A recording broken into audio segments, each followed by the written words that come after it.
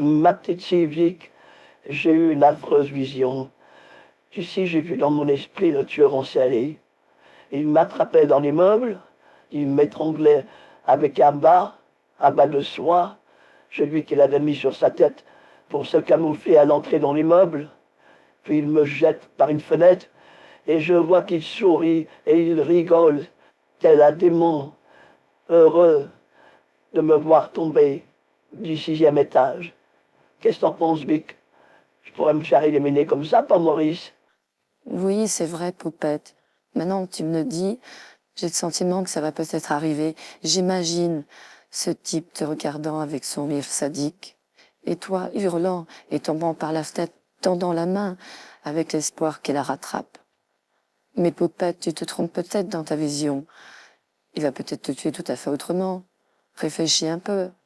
Oui, tu as raison, Vic. Attends que je me concentre. Non, finalement, c'est pas la mort qui m'attend. Non, ce qu'il va faire, c'est qu'il va rentrer chez moi pendant que je serai absente. Et au moment où je rentre, il me place une corde autour du cou. Puis il m'entraîne dans la salle de bain et tente de me noyer dans la baignoire.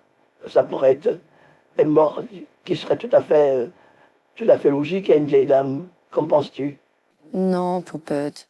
Franchement, mourir dans une salle de bain, ça me rappelle quelqu'un, Poupette. Tu vois pas qui? Non, concentre-toi mieux. Essaie d'avoir une vision qui soit plus logique, enfin, je veux dire, tu ressembles beaucoup plus à Maurice, réfléchis. Il te menace au téléphone, il pourrait couper la ligne de téléphone, par exemple.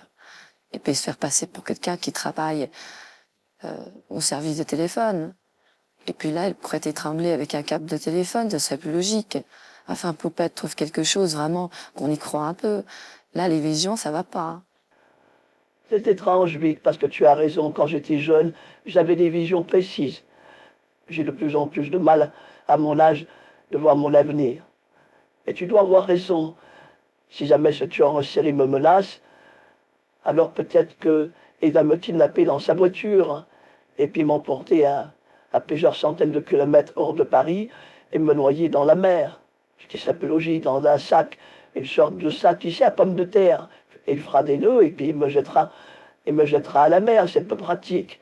Et je serai bouffé par les poissons. Là, c'est une mort où la vision est précise. Qu'est-ce que tu en penses, Vic?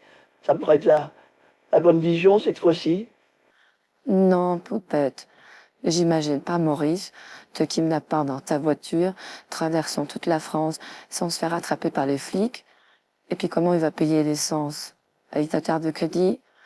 Mais attends, si je t'emmène au bout de la France, il en a pour une blinde d'essence. Et puis le sac à pommes de terre. Où veux-tu qu'il trouve un sac? Un sac à pommes de terre vide, il va acheter des pommes de terre, il va se faire repérer, il aura ses empreintes sur le sac. Non, Poupette, tes visions sont plus aussi précises que quand t'étais jeune.